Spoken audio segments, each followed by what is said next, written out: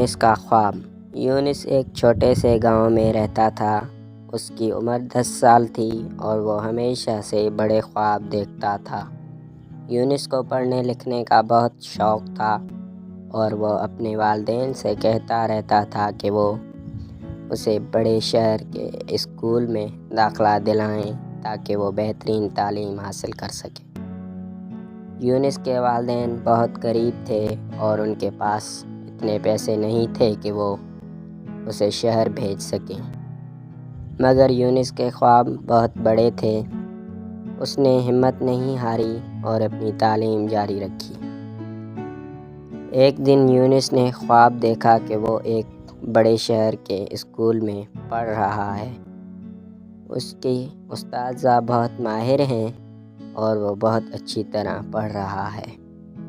جب وہ جاگا تو اس نے اپنے والدین کو بتایا کہ وہ بڑے خواب دیکھتا ہے اور اسے یقین ہے کہ وہ ایک دن ضرور پورے ہوں گے۔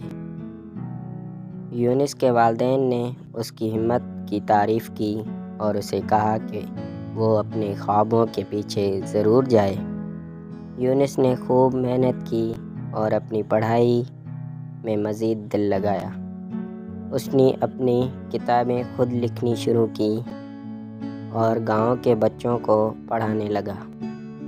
کچھ سالوں بعد یونس نے اسکالرشپ حاصل کر لی اور اسے بڑے شہر کے ایک بہترین اسکول میں داخلہ مل گیا۔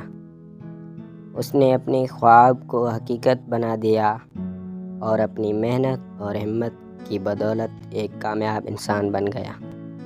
یونس کی کہانی اس بات کی مثال ہے کہ خواب دیکھنے اور محنت کرنے سے کوئی بھی خواب حقیقت بن سکتا ہے۔